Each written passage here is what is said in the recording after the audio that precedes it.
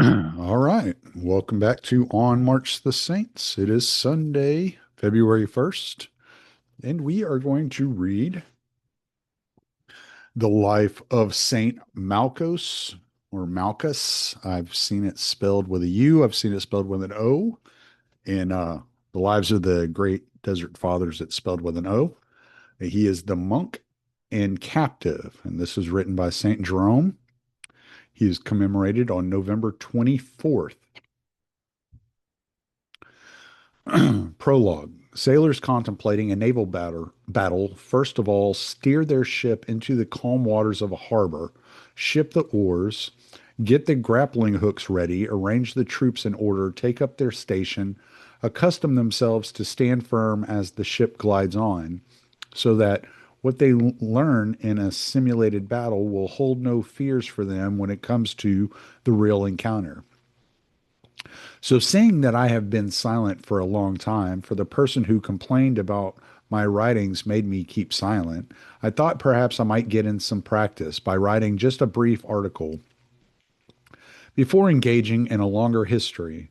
If the Lord gives me time, and if my enemies won't follow me now that I am a fugitive and enclosed in a monastery, I plan to cover events from the coming of the Savior until the present age, that is, from the apostles to the latest minute of our time. How and by whom the church was born and nourished, how it suffered under persecutions and has been crowned with martyrs, after which we come to the age of Christian princes, greater in power and riches, but meaner in virtues, but that can await another time. For the present, let us do as we have just said. Chapter 1. Maranias is quite an unimportant little village about 30 miles to the east of Antioch in Syria. When I was a youth in Syria, it used to be ruled by many different masters or patrons until it came into the possession of Pope Evagrios, Bishop of Antioch at that time, well known to Jerome. A necessary move, in my opinion. I mention this to prove how I know the details of what I am writing about. In those days, there was an old man called Malchus of Syria, of Syrian nationality and language, and, as I understand, a native of that place. I suppose in the Latin language, Malchus would become king. There was an old woman who was associated with him, very infirm, not far away from death, as it seemed, and both of them were very devout in their religious practices. They spent so much time in the church that you would have thought they were another Zacharias and Elizabeth, as described in the Gospel, Luke 1:5, except that there wasn't any John in evidence. I asked some of the local people about them, curious about their links with each other, whether they were actually married or related, or by the bond of the Spirit. Everyone I asked declared with one voice that they were holy and pleasing to God and had done who knows how many miracles. Consumed with curiosity, I went to see the man himself, hoping to find out the truth of the matter. This is what he told me. Chapter 2. I was born in the hamlet of Nisibis, the only child of my parents. Because I was the heir and the only hope of the family name continuing, they wanted me to marry, but I told them that I would rather become a monk. My father threatened me. My mother tried to coax me into losing my virginity, which resulted in my running away from both home and family. I could not go east to Persia because it was occupied by the Roman army, so I went west, carrying with me a little food to keep me from starvation. I arrived at length at a desert near Chalcidos, a town in Syria, between Berea and Ema, and slightly to the south of them. Here I found some monks, and I placed myself under their direction, earning my bread by the labor of my hands, and curbing my youthful lusts by fasting. Chapter 3. Many years later, thoughts of returning to my native land began to come into my mind, for I had heard that my father had died, though my mother was still alive. I thought I might care for her in her widowed state and eventually sell the property, give some to the poor, build a monastery with some, and how I blush to confess my faithlessness and keep enough to live on. My abbot objected that this was a temptation of the devil. It was an occasion of sin presented by the ancient enemy under the guise of a good intention. It would be like a dog returning to his own vomit. Proverbs 26:11. Many monks were deceived in this way, for the devil never betrayed anyone by a frontal attack. He put many examples from Scripture before me. Adam and Eve to start with, Genesis 3:5, who were brought down by expecting to become gods. When he could not dissuade me by argument, he went down on his knees and begged me not to desert him, not to lose my own soul, for having put my hand to the plow, I ought to not look back. Luke 9:62. Miserable wretch that I am, the worst possible course of action won the day, for I thought he was simply seeking his own advantage, not my own welfare at all. He followed me out of the monastery as if he were at a funeral paying his last respects. I see you, my son, he cried, caught up in the snares of the devil. I brook no arguments. I accept no excuses. He who leaves the sheepfold can expect to fall into the jaws of wolves. Chapter 4. On the way from Berea to Edessa, the public pathway passes through a deserted region where the Saracens emerge from various hidden dens to make raids here and there. The risk they pose leads travelers to band together in these places in order to minimize the danger.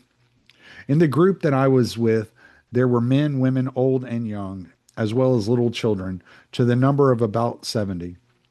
Suddenly there appeared a band of half naked Ishmaelites, riding camels and horses, wearing headbands, trailing long scarves behind them, quivers full of arrows hanging from their shoulders, and waving long bows and spears. They had come not to kill, but to rob. They seized us, divided us up into small groups, and carried us off in different directions. So there was I, already repenting of my plans, heir to a considerable property, finding my only inheritance was to be slavery, in which I found my chance companion was to be a young woman. We were led, or rather carried on camels through a vast desert, hanging on to them rather than just sitting on them, frightened of falling off. Our food was half cooked meat, our drink camel's milk. We came at last to a wide river, over which we crossed to an inner desert, where according to their custom we were made to bow our heads before their leader, who was a woman and her children. We had to learn how to accept that we were prisoners with different clothing, that is, we were left almost bare, apart from a loincloth. Such was the sweltering climate of the place. I was put in charge of keeping the sheep, which was a comfort to me in my misfortune, for it meant that I saw my masters and fellow slaves only rarely. It seemed to me that I had something in common with the holy Jacob. I also remembered Moses, both of whom in former times tended cattle in the desert. I fed on cheese and milk. I prayed diligently. I sang the psalms which I had learned in the monastery. I began to enjoy my captivity, and I was glad of the judgment of God, in that the monastic life which I have been about to lose in my native land I had found again in the desert. Chapter 5. But one is never safe from the devil. Oh, the multiplicity and unexpectedness of his tricks. A malicious disaster was lying in wait for me. Now I had been following the precepts of the apostle by faithfully serving my master as I would God. Ephesians 6:5 and Colossians 3:22. And when my master saw that his flock was flourishing and that there was no deceit in me, he decided to reward me by giving me the woman with whom I had been taken captive. Now, this woman's husband had also been taken captive, but had been given to a different master. So I refused his gift, telling him that as a Christian, it was not lawful for me to have the wife of a man still living. My master changed in an instant from someone magnanimous to someone in a rage, and came at me with a drawn sword. If I had not hastily taken the woman's gentle hand, blood would have flowed. A deeper darkness, gloomier than ever, had come upon me. I was forced to take my new wife into my rough shelter, both of us filled with misery rather than nuptial joy. Each of us shrank from the other, neither of us speaking. Now I felt the full force of my captivity, and I threw myself on the ground and mourned the monastic life which I had lost. How did I get into this miserable plight? Is this what my sins have brought me to, that I, a virgin, should now in my gray hairs become a husband? If I do that now, what point was there in giving up parents, country, and prosperity for the sake of the Lord? For I gave those things up for the very purpose of not following that course. Perhaps it is because I gave into a desire to seek my native land again that I am suffering these things now. What are you going to do, O my soul? Are you going to perish or conquer? Wait for the hand of the Lord or dig a grave for yourself with your own sword. Turn the sword against yourself. Your death, my soul, is more to be feared than the death of my body. Chastity has brought its own martyrdom. Let this unsung witness to Christ's life unburied in the desert. I shall be my own persecutor and martyr. And then in my darkness, I drew a gleaming sword and turned the point against myself. Farewell, unhappy woman, I said. You now have a martyr instead of a husband. She threw herself at my feet. I beg you in the name of Jesus Christ, she said. There is no need to bring the guilt of your shed blood upon me. If you choose to die, first turn the sword against me, but let us rather be united in a different way. For even if my own husband is reunited with me, I would still preserve the chastity that I have learned about in captivity.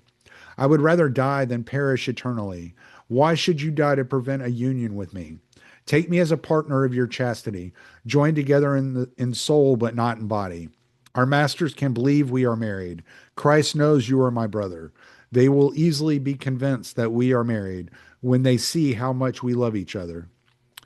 I was absolutely dumbfounded, I can tell you, lost in admiration for the virtue of this woman, whom I have loved even more as a wife. I have never seen her naked. I have never even touched her, fearing even in times of peace to lose sight of the goals I have striven after in the time of battle. Many days passed by in this marriage, and by our appearing to be married, our masters looked upon us with great favor. There was no suspicion of my trying to escape. Sometimes I would spend as much as a whole month in solitude looking after the sheep. After having been alone in the desert for quite, oh, sorry, chapter 6. After having been alone in the desert for quite some time with nothing in sight apart from earth and sky, I began to turn things over in my mind, especially thinking of the monastic community I had left.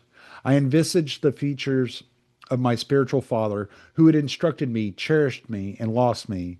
As I was thinking, I noticed some ants swarming out of a narrow cleft in the rock, dealing with burdens bigger than their own bodies. Some were dragging grass seeds in their pincers, others digging earth out of their narrow entrance and heaping it up into ramparts intended to keep out water. They were obviously mindful of the coming winter and were making sure their storehouses would not be damp and encourage seeds to germinate. Others were having a funeral, dragging along an ant's dead body. And what was even more wonderful to me was that those going out did not get in the way of those going in. And if one of them was struggling under the weight of its burden, another would come and lend extra strength. What a beautiful sight that day brought to my eyes. I thought of Solomon urging us to consider the industry of the ant as an example to stir up sluggish minds. Proverbs 6:6. And I began to feel weary of my captivity, longing for the monastic cell and the sort of care shown for each other by those ants, where all work is undertaken together. No one has any private property and everything belongs to all. My wife met me as I returned home, unable to conceal the sadness in my face. She asked why I looked so downcast. I told her and suggested that we should escape. She agreed, and we whispered of our plans together halfway between hope and fear. Chapter 7. There were two wonderfully large he goats in my flock. I slaughtered them both, made bags out of their skins, and prepared the meat as food for the journey. Early one evening, when our masters thought we had gone to sleep, we began our journey, carrying the bags and some of the meat. When we came to the river 10 miles away, we inflated the bags, grasped hold of them, and entrusted ourselves to the waters, paddling with our feet, so that little by little the stream would carry us to a place on the opposite bank, a long way further down than the place where we entered, in the hope that any pursuers would lose the trail. Our meat got thoroughly soaked while we were doing this, besides which we dropped some of it, so that we scarcely had 3 days' food left. Mindful that we might be thirsty later on, we drank till we could drink no more, and fled as fast as we could, constantly looking over our shoulders. We moved mostly at night, not only because of the burning heat of the sun, but also because of the ever present threat of wandering Saracens. I tremble miserably even to think of it, and even though I am now quite secure, my whole body shudders. Chapter 8. On the third day, we could barely make out in the distance two men on camels approaching us with all speed. Night was beginning to fall. We were terrified. We thought it must be our master. We thought we must be near death. Our fear was increasing as we thought of our footprints plainly there in the sand, when we noticed a cave on our right, going back into the cliff. We went inside in spite of our fears that poisonous beasts might be seeking the shadows there as daylight faded, vipers, spiders, scorpions, and such like. Just inside the entrance, we took refuge in a side passage on the left. Going in any further would be in vain, for by fleeing from death, we could equally easily be running to meet death. With that thought in mind, we knew that if the Lord takes pity on miserable wretches, we would be safe, though if he condemns the sinner, we were in our tomb. Imagine our state of mind, imagine our terror when we saw our master and another of his slaves not far away outside the cave, and led by our footprints approaching our hiding place. We knew we could expect a fate far more awful than death. With stammering tongue, I breathed a prayer to the Lord in great fear, not daring to move. He sent his slave into drag in to drag it should be into drag us out of the cave, while he held on to the camels with drawn sword, waiting for us to come out. The servant went in for about 3 or 4 cubits. We could see his back as we looked out of our hiding place, but he did not see us, for his eyes had not yet adjusted from coming in out of the sunlight. So he sent his voice echoing down the passage. Come out, you wretches. Come out, you gallows fodder. Come out and die. Do not just stand there. What are you waiting for? It is your Lord and Master who summons you. He had hardly spoken when suddenly we saw a lioness rush out of the darkness, grip the man by the throat, and drag him back all covered in blood. Oh, good Jesus, what was our terror? And yet, what was our joy? We had seen our enemy perish without the master being aware of it. The master began to wonder why the servant was taking so long, and thought that perhaps there was a fight of two against one going on. Unable to restrain his anger any longer, he entered the cave, trusting in his drawn sword, berating furiously his servant's stupidity, until he too was laid low by the wild beast, which had evidently been hiding there before us. Whoever would have believed that a beast would have fought for us before our very eyes? Chapter 9. With a second slaughter having taken place before our eyes, we were still very frightened, wondering whether it was really safer to be threatened by a raving lioness than by an angry human. We were inwardly shattered and dared not move, waiting to see what would happen in the midst of such great danger, but trusting in our own innocence as a wall of defense. In the morning, the lioness picked up her cub in her mouth and went out very cautiously, as if in danger, as if she were being observed. We were left in sole possession of our guest house. We could not believe it firmly enough to come out of hiding. We hesitated for a long time, wondering whether to go on, imagining that we might still be attacked again. Chapter 10. We spent the whole day in fear before we finally emerged and found the camels outside, chewing the cud. We mounted them, refreshed ourselves by a new supply of food, and on the 10th day of our journey through the desert arrived at a Roman fort. Excuse me. We reported to the tribune, to whom we gave a full account of what had happened to us. He sent us to Sabinus, the commander of Mesopotamia. Here we sold the camels. I found that my old abbot had fallen asleep in the Lord, but I rejoined the monks of his community. I entrusted my companion safely to a community of virgins, caring for her as I would for a sister, though I would not have trusted myself to live with her as a sister. Chapter 11.